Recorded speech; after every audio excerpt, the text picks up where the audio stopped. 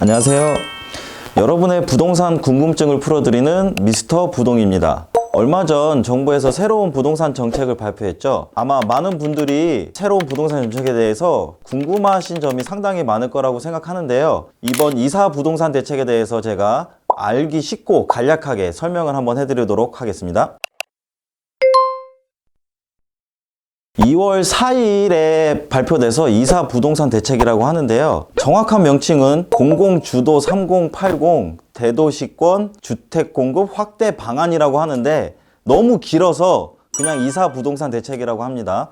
이사 부동산 대책은 내용이 엄청 많은데 그 중에서 제가 쉽게 알 수 있는 핵심 키워드 3가지로만 제가 간략하게 말씀을 드릴게요. 자, 일단 3가지 중에 첫 번째를 말씀드리면 대대적인 공급을 하겠다. 83만 6천 호를 짓겠다고 하는데, 자, 이걸 어디에 짓겠다? 수도권이나 서울에는 32만 호, 퍼센테이지로 따지면 39% 정도 되고요. 서울 수도권 합쳐서는 62만 호가 되는데 74% 정도가 됩니다. 대대적인 공급을 서울 수도권에 집중적으로 하겠다, 요 내용이고, 마지막 3번째는 어떻게 하겠다는 건데, 보통 재건축 재개발을 보면 빨라야 13년 정도 걸립니다. 이걸 공공이 직접 나서서 여러 가지 인허가 절차라든가 행정적인 절차를 축소해서 최소 5년으로 줄인다는 건데, 과연 이게 가능할지 보도록 하겠습니다. 여기서 잠깐, 서울에 지금 둔촌주공 아파트가 상당히 이슈가 되고 있죠. 총 85개 동에 12,000호가 지어짓는다고 하고 있는데, 저희 서울권에만 지금 32만 호를 짓는다고 했는데,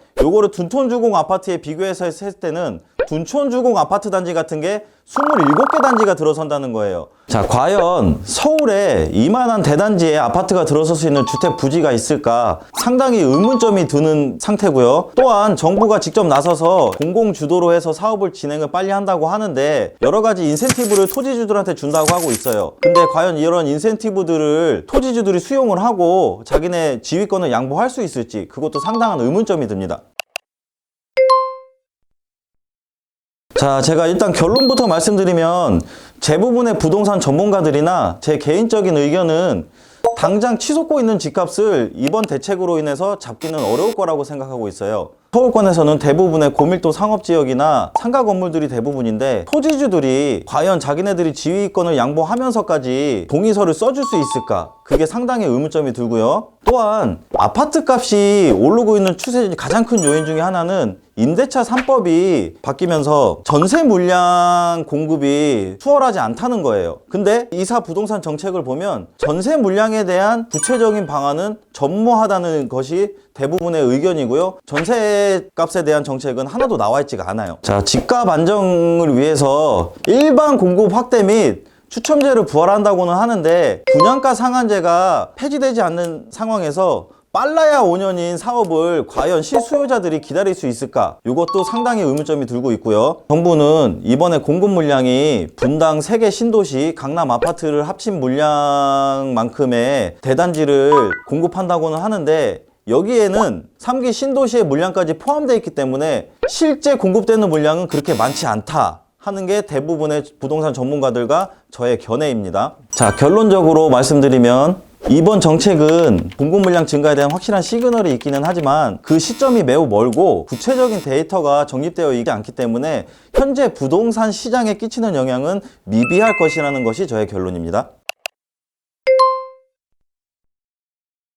부동산 업계에 따르면 이번 대책으로 인해서 공급 물량을 확보할 수 있는 담보 물량은 30만여 가구 정도로 예측을 하고 있는데요. 그 30만여 가구를 제외한 51만여 가구는 공공이 사업을 주도한다고 해도 민간이 참여를 해야 가능한 사업이기 때문에 실제 가능한 수치로 봤을 때는 20%에서 30% 정도밖에 되지 않는다고 부동산 업계에서는 그렇게 생각을 하고 있습니다. 게다가 정부가 발표한 단기 공급 물량은 올해 2,000가구, 내년에 3,000가구인데 서울에서는 그나마도 거의 제로에 가깝습니다. 자, 이렇게 전월세 대책이 전무한 상황에서 전세를 살고 있는 세입자분들한테는 또 다른 희망 고문으로 다가오기 때문에 상당히 고민스러운 정책이라고 생각이 되고 있습니다. 그럼 여기서 실제 토지주들에게 주어지는 혜택이 얼마나 매력적인가에 대해서 따져볼 필요가 있겠죠. 물론 정부에서는 재건축 초과 이익 환수제, 재초안이나 실거주 2년 의무 기간을 면제해 준다고는 하고 있어요. 다만 추가 공급분의 50%를 임대로 전환해야 하면서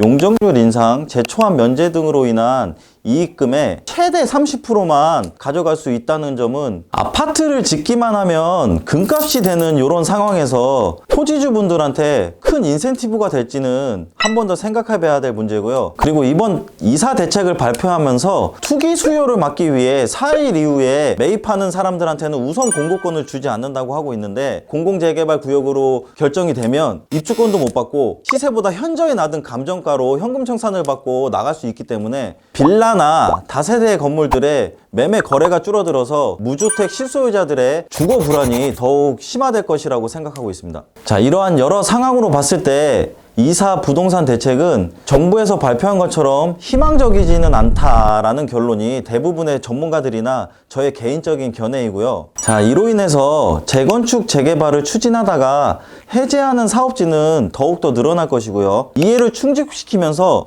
빠르게 사업을 진행하고 싶은 사업지들 중에서는 지역주택조합으로 눈길을 돌리는 사업지가 상당히 더 많아질 것이고, 더군다나 주택법도 조합원들에게 유리하게 바뀌고 자금 관리도 신탁사가 해주면서 지주택에 대한 인식이 점차 나아지고 있는 상황이기 때문에 앞으로도 더욱더 지주택에 대한 관심은 높아질 것이라고 저는 생각하고 있습니다. 자, 오늘은 이사 부동산 대책에 대해서 설명을 해드렸는데요. 앞으로도 새로운 정책이 나오거나 바뀌는 부동산 정책이 있으면 종종 찾아뵐 수 있도록 하겠고, 더 궁금한 점이 있으시면 아래에 댓글 남겨주시고요. 구독과 좋아요도 잊지 마시고 오늘의 영상은 여기서 마치도록 하겠습니다. 그럼 미스터 부동이었습니다. 감사합니다.